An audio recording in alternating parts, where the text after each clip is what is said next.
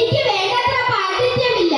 എനിക്ക് അറിഞ്ഞുകൂടാത്തതായി ഒരുപാട് കാര്യങ്ങളുണ്ട്. നാളെ മുതൽ പഠനം തുടങ്ങാനുള്ള ഏർപ്പാടുകൾ ചെയ്യുക. ശരി തിരുവനത്തെ, അങ്ങനെയാകട്ടെ.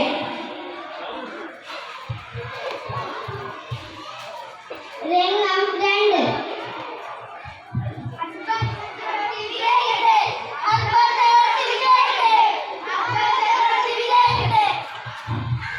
ബീർബൽ, എന്താണ് നിന്റെയൊക്കെ അർത്ഥം? ഞാൻ പറഞ്ഞത് എന്നെ പഠിപ്പിക്കാനുള്ള ആളെ കൊണ്ടുവരാനാണ്.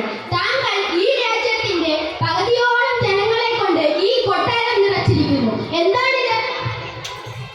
ചക്രവർത്തി ക്ഷമിച്ചാലും ഞാൻ അങ്ങയുടെ ഉത്തരവ് പാലിക്കുക മാത്രമാണ് ചെയ്തത്. താങ്കൾ എന്താണ് പറയുന്നത്? മണിക്കൂറുകളോളം മണ്ണിൽ കളിച്ചു രസിക്കാൻ അങ്ങേക്ക് അറിയാമോ? ഇല്ല. ഓരോ വിളവും എപ്പോഴാണ് നടേണ്ടതെന്നും നനയ്ക്കേണ്ടതെന്നും അങ്ങേക്ക് അറിയാമോ? ഇല്ല. പാഴവസ്തുക്കളിൽ നിന്ന് പ്രയോജനമുള്ളത് തിരഞ്ഞെടുക്കാൻ അങ്ങേക്ക് അറിയാമോ? ഇല്ല ഇല്ല ഇല്ല, 1000 വട്ടമില്ല.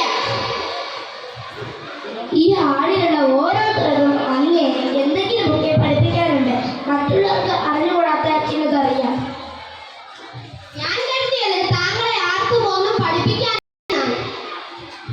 മറിച്ചാണ് തിരുവനത്തെ.